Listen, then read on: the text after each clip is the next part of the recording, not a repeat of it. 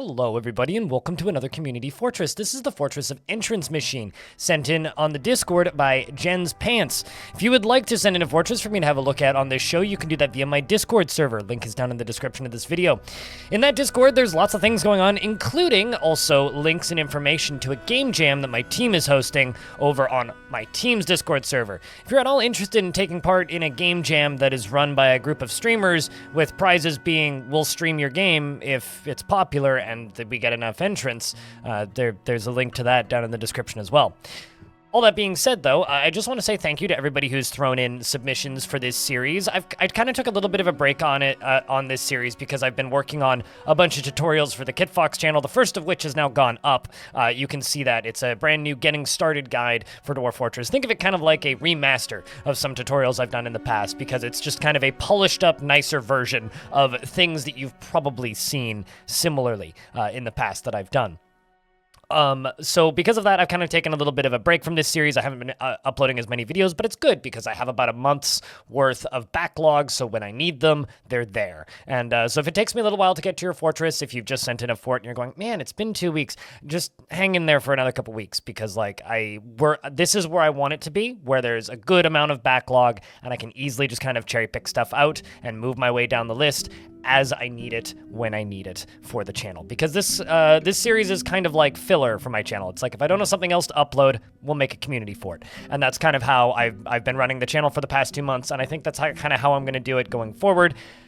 That being said, things like the contest, which I did run this past week, which is now closed, and I'm working on doing the judging for, is getting priority, so that'll be out in the next couple of days. And I will be reaching out to the winners sooner rather than later. All that being said, and all the caveats aside, of course, if you'd like to send in a fortress for me to have a look at on the show, you can do that via my Discord server and via the DF Safe sharing room. Simply see what everybody else is doing and send in your fortress. But for this particular fortress, Entrancemachine, this one has a neat little story behind it, which I might as well read off. So they write that this is their second fortress, and it's small, with only about 50 dwarves, and their goal was to create something small and compact and practical until the fortress had everything it needed, and then stopped and imposed a population cap and focused on optimization and aesthetics. And they ran for almost 50 years and learned a ton about Dwarf Fortress and would love to see it featured. So this is, somebody's second fortress, and they focused on aesthetics and efficiencies. So let's take a peek at this little fortress. So it is quite small, like they said. It has about 50 population, but everybody's quite happy. Like the most upset dwarf in this fort is not even that upset. The Sacred Dumpling, which is a fantastic name, who's meditating on oaths. Maybe people keep trying to eat them, which is why they are not super happy, but we have these roads appear on the surface that run to the edge of the map, as well as, if I zoom in just a little bit, you can see some weapon traps with giant axe blades and various discs and spears and such around the edges. And if I move up a level, you can actually see that there are battlements and a little power structure here, a little windmill, which is, of course, powering this millstone. And then there are 2 trapdoors going down and a tiny little farm field, which is currently left fallow, which doesn't seem to plant anything ever, but it is there. And a trading depot, which can be opened. And, of course, a memorial right here, which was dedicated to Sodel. And the slab reads, in memory of Sodel, born in 73, went missing in the year 108, creator of blank and loving father and lover of Sangaro Rib Wood.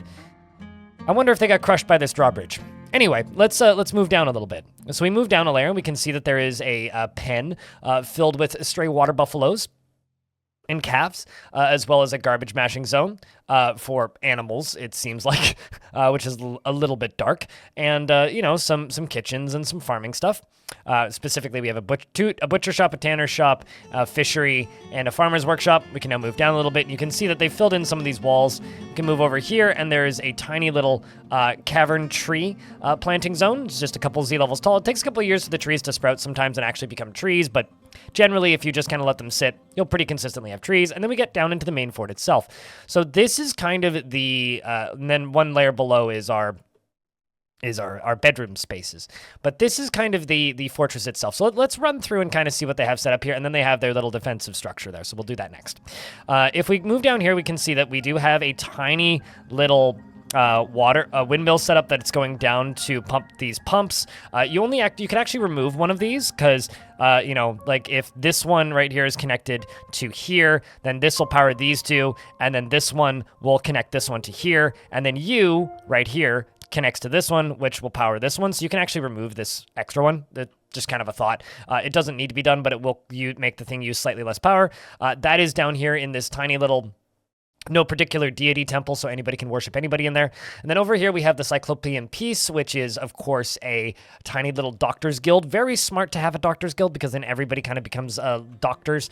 That being said, this is set to all visitors welcome. I would just set it to citizens and long-term residents only, but that's just me. And then up here we have a couple of soldiers training. If we check the actual military squads, we can see that we do have a few separate squads.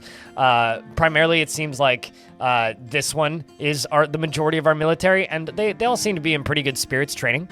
We have a tiny little prison down here. Doesn't need to be too large because the fortress isn't too large. And then up here we have the Pointy Coal, which is a miners guild hall. And we do have a dining room down here, which is assigned to the mayor, and an office, which is assigned to... let's check. Their name started with a B. Are you a boyar? Is that why? Kavish, anyway. Kavish has that room, and then the mayor has this room. And then up here we have another temple. This one is also assigned to no particular deity, but does not have the nice fountain above. And then here we have another dining hall and a couple of bedrooms. None of these bedrooms appear to be assigned to any one in specific, but they are, however, connected to the tavern, meaning that somebody could theoretically rent a room, although that mechanic I don't think works properly currently in the game. We have a little brewery, and then over here we have a tiny little library, which does have 120 books in it, so it's a lovely little library. Then over here we have the Sanctuary of not barrels, which is also a temple, which is dedicated to the denomination of Buttons, which is a fantastic name for a religion. And I think that's pretty much everything in this little zone. So something that I want to kind of show you here, and people always ask me to do this, is I'm going to unpause the game. Let's see what the frame rate on this map is actually like, because one of the reasons to build super compact small forts like this is your frame rate stays up no matter how long you run the fort for. This is a 50-year-old fort. And if you're running at 50 and you're running at, 55 frames a second, that is a fantastic frame rate to be playing at. To me, I think forts like this are an argument for why you should just play Dwarf Fortress with a smaller population most of the time. Everybody's always talking about, oh, Dwarf Fortress has multi-threading now. Let's increase the population cap and play on a bigger map. No, play on the same size map and enjoy a higher frame rate. It'll be more enjoyable, I swear. Up top here, we have this little stairway here and this tiny little locked door. I don't like using locked doors for things like this, especially if it's an entrance and exit.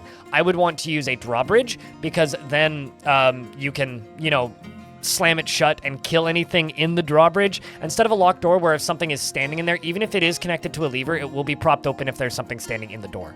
So I would use a drawbridge if I were you. But as they walk down here, they then walk into here. They dodge the weapon traps most likely and then fall down into the spike pit. Very small but effective design. And then here is the drawbridge, which is connected to the lever, which can be slammed in case things get too bad. And then I guess you can send the soldiers in for the last little bit to just fight them if need. Very simplistic little design, but certainly going to be effective. They're made out of Gabbro mechanisms. For me, I would say it's not going to be... It's not the way I would build a defense. I would, of course, make something a little bit more over the top, but as a practical defense, perfectly viable and will get the job done. Now we can move down a layer into this here area, and we can actually see the mayor's bedroom and the mayor's tomb down here, as well as some other unassigned tombs, of course using marble walls, and then the bedrooms for all the dwarves in the fortress, and then of course tombs. Now, this is where things get a little bit less interesting, but as we move down, I just wanted to state that I love what you've done here. Just like this kind of little pattern thing. And I also love that you're making use of supports. Like, very few people use supports, and I think supports are a fun thing to just kind of construct everywhere. And then down here, it's mostly just zones that have been mined out. We have a well here, which I'm assuming is pumping out of an aquifer. I'm assuming that's an aquifer. It might not be an aquifer, but I'm assuming this is pumping out of an aquifer, and then this is an area that looks like they were trying to make into farming, and then over here is a well filled with soap, with a stockpile filled with soap, and the well is right beneath it. Then we can move down and just kind of go through other mined out areas, and I'm pretty sure it just kind of goes like this all the way down to the bottom. There is some access to the caverns here. As you can see, there's a door here, and a little loom here, I guess, to spin thread. I would try and assault out into here and block off some stuff, but clearly they've had some fun down here. I mean, look at this. There's a Forgotten Beast's hair down there, as well as probably various other things, including many a skeleton. So yeah, I would be a little worried about it. But at the same time, yeah, it's a troll skeleton. I would try and, like, catch off a small section of there just for weaving and other things. We can move down to the lower layer where clearly they've had fun. Lots of troglodytes, forgotten beasts, and, of course, giant cave toads and crundles. Very, very violent cavern layer, that one. And then as we move a little further down, it just kind of continues past this beautiful, wonderful, tall cavern layer. I love this. It's gorgeous. And then you eventually make it down to the bottom of the fortress where they've been mining out what appears to be a lot of galena. So that is Entrancemachine, a cute little fortress made by a beginner player as a learning tool on how to play Dwarf Fortress. And this is absolutely what I recommend anybody who's trying to get into this game does. Just set the population low. Don't worry about threats too much and just build and try and focus on mechanics and exactly what you can do in each individual fortress, because I'm assuming this fortress started in the year 100 and has now made it to 149. Extremely successful fort, and you love to see it. Thank you very much for watching this video. If you would like to see more videos like this, check out this YouTube channel where there's more videos like this than you could reasonably watch in a lifetime. If you want to support me and the stuff that I do over, like, you can check me out on Twitch, twitch.tv/BLINDIRL, or jump over to my Patreon where you can get your name on this screen for $2 a month. Thank you very much for watching, and I hope to see you in the next one.